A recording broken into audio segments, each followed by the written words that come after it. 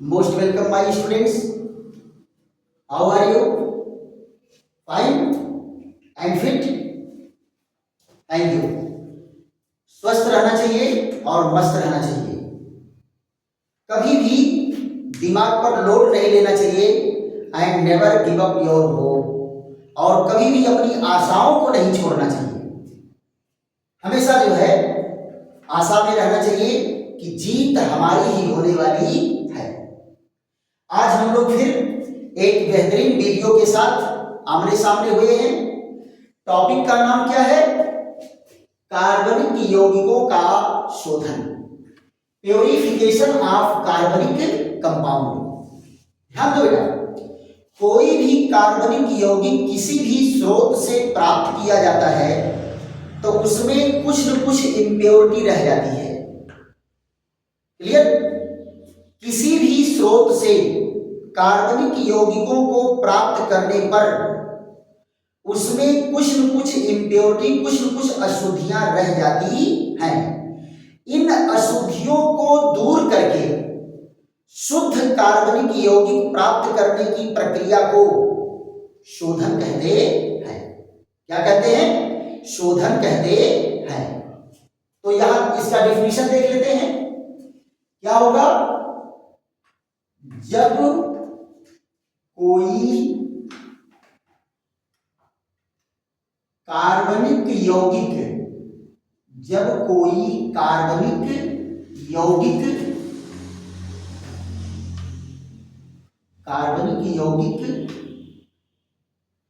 किसी स्रोत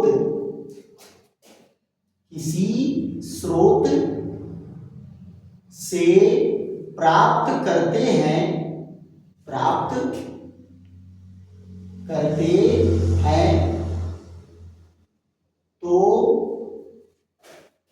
तो उसमें कुछ अशुद्धियां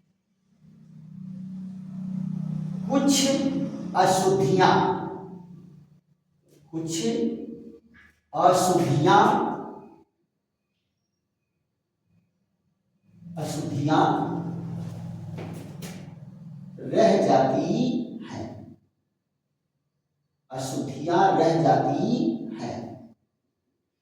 जिन्हें दूर करके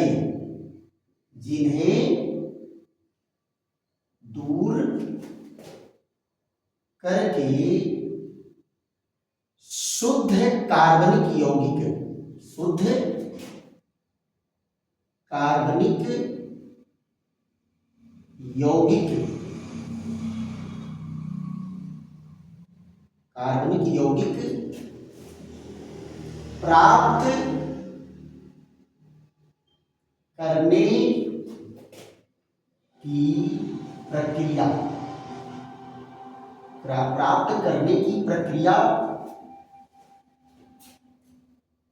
की प्रक्रिया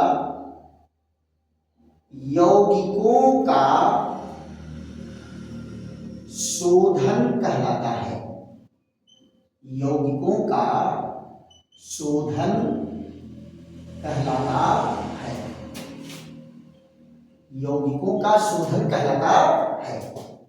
ध्यान दो, क्या कहा गया?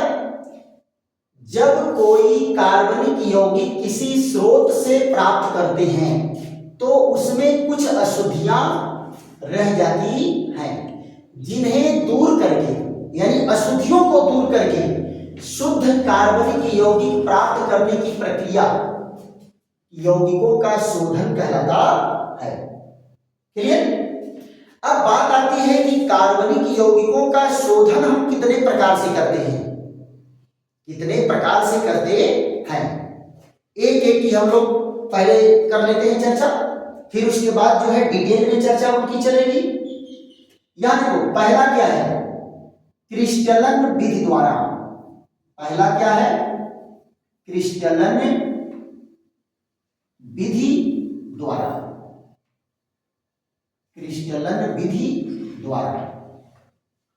क्रिस्टलन विधि में बेटा दो प्रकार का है।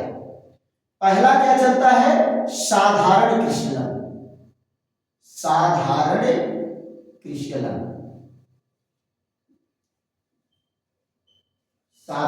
क्रिस्टलन द्वारा। साधारण क्रिस्टलन द्वारा, और दूसरा क्या चलता है, प्रभाजी क्रिस्टलन द्वारा, प्रभाजी क्रिस्टलन द्वारा, प्रभाजी क्रिस्टलन द्वारा। दूसरा क्या है बेटा, आसवन विधि द्वारा, आसवन विधि द्वारा। आसवन विधि द्वारा भी क्या है, आसवन विधि में 4 विधि अध्ययन करते हैं। पहला साधारण आसवन, साधारण आसवन। नंबर 2 है प्रभाजी आसवन, प्रभाजी आसवन द्वारा, प्रभाजी आसवन द्वारा। और तीसरा क्या है, निर्वात आसवन, निर्वात आसवन द्वारा, निर्वात आसवन द्वारा। और चौथा है भाप आसवन, भाप आसवन द्वारा, भाप आसवन द्वारा। यहां तीसरा जगह देखो क्या है, तीसरा है ऊर्ध्वपातन, ऊर्ध्वपातन विधि द्वारा, ऊर्ध्वपातन विधि द्वारा। और चौथा क्या है, कॉलम क्रोमैटोग्राफी, कॉलम क्रोमैटोग्राफी या वर्णलेखी, वर्णलेखी प्रक्रम द्वारा, वर्णलेखी प्रक्रम द्वारा। यहां पर जरा देखो कि ये इतने प्रकार से कार्बनिक यौगिकों का शोधन किया जाता है। क्लियर? क्रिस्टलन विधि द्वारा किसका शोधन करेंगे, क्रिस्टलीय कार्बनिक यौगिकों का शोधन करेंगे। अगर उसमें इंप्योरिटी मिली हुई है तो क्रिस्टलन विधि द्वारा इंप्योरिटी को अलग करके शुद्ध कार्बनिक यौगिक को प्राप्त कर लेंगे। यहां पर देखो आसवन विधि द्वारा क्या है, आसवन विधि में बेटा 2 प्रक्रियाएं मिली होती हैं। कोई ऐसा द्रव कार्बनिक पदार्थ हो जिसको विभिन्न परिस्थितियों में गर्म करने पर वो वाष्पित होने वाला हो और ठंडा करने पर फिर संघनित हो जाने वाला हो, तो इस दोनों प्रक्रियाओं को मिला करके आसवन कहते हैं। ध्यान दो बेटा, आसवन में पहली प्रक्रिया क्या होती है, वाष्पन। पहली प्रक्रिया क्या होगी, वाष्पन। और दूसरी प्रक्रिया क्या होती है, संघनन। और दोनों प्रक्रियाओं को मिला करके क्या बना देते हैं, आसवन। क्या बना देते हैं, आसवन। यानी वाष्पन प्लस संघनन इक्वल टू आसवन। पहले उसी द्रव को गर्म करके हम भाप बनाएंगे, अब फिर भाप को ठंडा करके द्रव बनाएंगे। तो भाप किसका बनेगा बेटा, केवल शुद्ध कार्बनिक यौगिक का बनेगा। इंप्योरिटी की भाप नहीं बनती, वो आसवन फ्लास्क में ही रह जाता है और इस तरह से हम उसको प्योर करके अलग कर लेते हैं।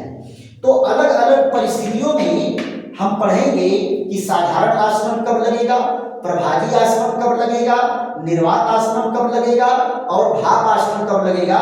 चारों आसवन विधि पर डिटेल चर्चा हमारी आपकी चलेगी। ऊर्ध्वपातन विधि द्वारा किसका शोधन करते हैं, कुछ ऐसे सब्सटेंस होते हैं बेटा जिनको आप गर्म करोगे तो वो ठोस से द्रव में आयुमय नहीं करते, वो सीधे ठोस से गैस में चले जाते हैं, वाष्प में चले जाते हैं। तो ऐसे जो सब्सटेंस हैं उन सब्सटेंसों को क्या कहते हैं, उन पदार्थों को क्या कहते हैं, ऊर्ध्वपातज। क्या कहते हैं, ऊर्ध्वपातज। और अंग्रेजी में क्या कहते हैं, सबलीमेंट। क्या कहते हैं, सबलीमेंट। देखो ये एक सब्सटेंस है, कैसा है, ठोस। इसको क्या किए, गर्म। क्या किए, गर्म। और गर्म करने पर क्या हो गया, ध्यान दो, इनको किए गर्म और ठोस से सीधे कहां चले गए, गैस या वाष्प। गैस या वाष्प। बेटा आप लोगों को एक कंफ्यूजन होगा कि गैस क्या होता है और वाष्प क्या होता है। तो जब ये टॉपिक मैं पढ़ाऊंगा तो उसमें और गैस और वाष्प में अंतर बता दूंगा कि क्या गैस होता है, एक ही पदार्थ है, कब उसको हम गैस कहेंगे और कब उसको वाष्प कहेंगे। ध्यान दो बेटा, ठोस किसमें चेंज हो गया, डायरेक्ट वाष्प में, गैस में। और वाष्प को ठंडा किए, सीधे कहां गया, ठोस में। ध्यान दो, ठंडा करने पर सीधे ठोस और गर्म करने पर सीधे वाष्प। तो इस पदार्थ को क्या कहेंगे, इस पदार्थ को कहते हैं ऊर्ध्वपातज। क्या कहते हैं, ऊर्ध्वपातज। और अंग्रेजी में क्या इसको कहते हैं, अंग्रेजी में कहते हैं सबलीमेंट। क्या कहेंगे, सबलीमेंट। और जो ये प्रोसेस है, जो ये प्रक्रिया हो रही है, ठोस से गैस, गैस से ठोस, इस प्रक्रिया को कहते हैं ऊर्ध्वपातन। क्या कहेंगे, ऊर्ध्वपातन।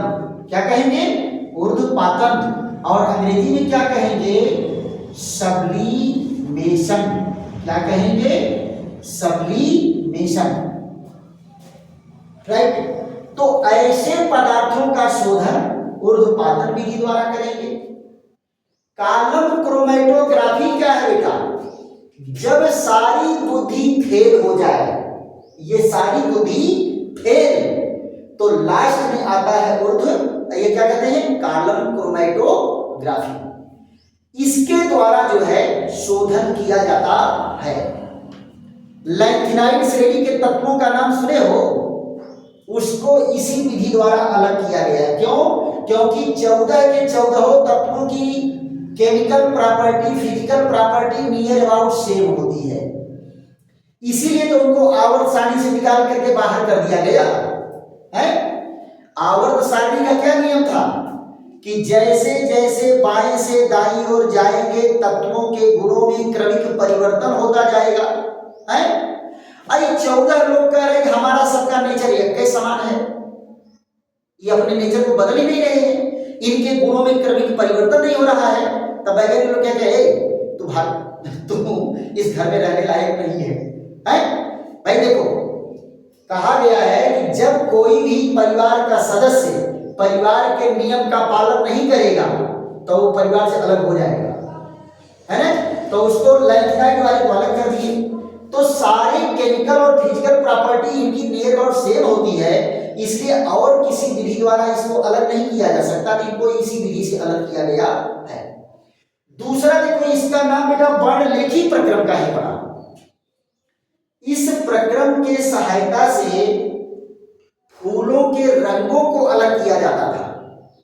इसको अलग किया जाता था, फूलों के रंगों को भी अलग किया गया, इसीलिए इसको वर्णलेखी प्रक्रम कहते हैं। वर्ण माने क्या होता है, रंग। वर्ण माने क्या होता है, रंग। रंगों को अलग किया गया फूलों के, इसलिए इसको वर्णलेखी प्रक्रम भी कहते हैं। तो आप लोगों का हमारे साथ क्या है, इंट्रोडक्शन हो गया, परिचय हो गया कि कार्बनिक यौगिकों का शोधन क्या है और कार्बनिक यौगिकों का शोधन कितने प्रकार से करते हैं। फिर अगले वीडियो में हम लोग एक एक पर चर्चा करेंगे। क्रिस्टलन विधि क्या है, फिर आसवन विधि क्या है, फिर इनका कैसे कैसे क्या करेंगे, फिगर बना बना करके इनको हम लोग स्टडी करेंगे। थैंक यू, धन्यवाद। फिर मिलते हैं कल बेहतरीन वीडियो के साथ। और अगर वीडियो अच्छा लग रहा है तो इसको सब्सक्राइब करिए, लाइक करिए, शेयर करिए और कमेंट भी करिए। थैंक यू, धन्यवाद।